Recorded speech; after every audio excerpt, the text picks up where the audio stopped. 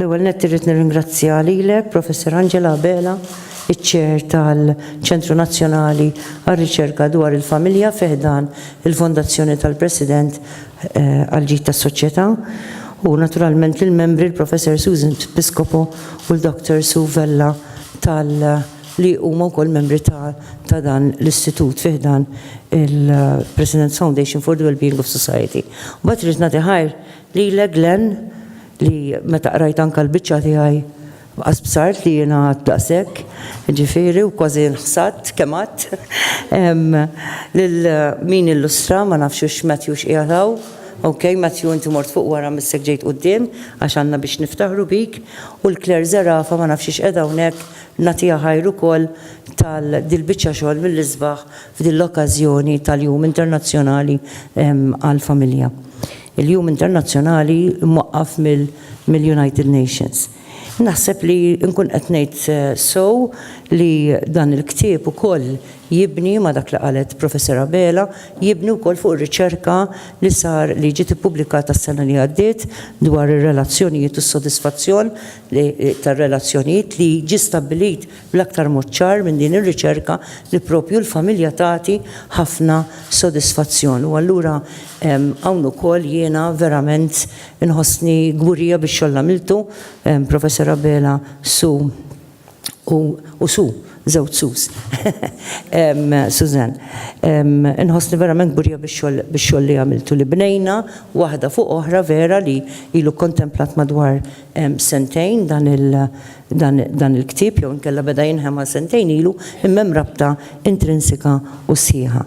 Li hemm sabiħ ukoll f'dan il-ktieb mhux biss jirrifletti dak li qal Professora Bela kemm il-familja anke f'mumenti ta' sfidi xorta waħda xemm il-familja allura toffri dik ir-reżiljenza li jinelbu l-isfidi u jkun hemm sens ta' sodisfazzjon, sens ta' mħabba, sens ta' unità, imma jagħti wkoll dan il-ktieb kif rajtu jiena għandu qisu ġabra wkoll ta' memorja kollettiva, ġifieri għandna qisu dokumentat proċess ta' żvilupp li saf pajjiżna fil-familji, ġifieri minn żmien pereżempju iż-żmien tiegħi li jiena llum għandi 58 fejn il-familja tmur id-dar tfal mill-iskola u nsibu lil mama qed hemmhekk u nsibuha bil-platt fuq il-mejda lesta lina, etc. Insomma għal żminijiet fejn jien rabbejt it-tifla tiegħi u rrid noħroġ naħdem u allura nitlu flimkien jew nqum fl-4 ta' filgħodu biex insajjar biex nagħti eżempju. Naturalment imbagħad hemm ġenerazzjoni oħra ta' warajja li tista' tgħid affarijiet oħra.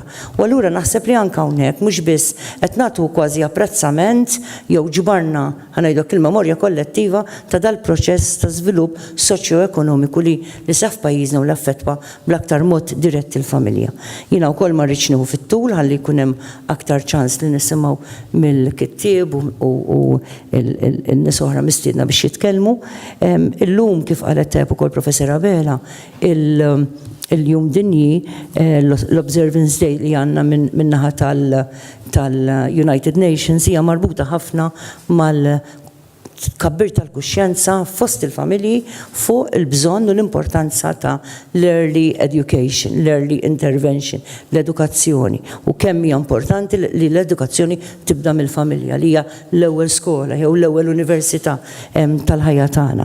Marbut ukoll mal-issues ta' work-life balances, work-family balance u wkoll qed isir appell lis-settur privat fuq il-postijiet ta' xogħol biex kemm jista' jkun ukoll jindirizzaw dawn id-diffikultajiet għax hija diffiċli li trabbi l-familja u sa dan it-tant trid toħroġ taħdem u tissib dak il-bilanċ korrett fejn inti tagħti l-attenzjoni tiegħek tajba lill-familja u tajba wkoll fuq ix-xogħol. Imma mbagħad ukoll hemm rabta sieħa mal-miri mal-Aġenda 2030 tal-ġnus Magħquda u l-miri għall-iżvilupp sostenibbli, Sustainable Development Goal, propju marbut mal-4.7, ġifieri il-mira 4.7 marbuta mal-human rights, ma' gender equality, promotion of a culture of peace, non-violence, global citizenship and appreciation of culture, diversity and cultural contribution to sustainable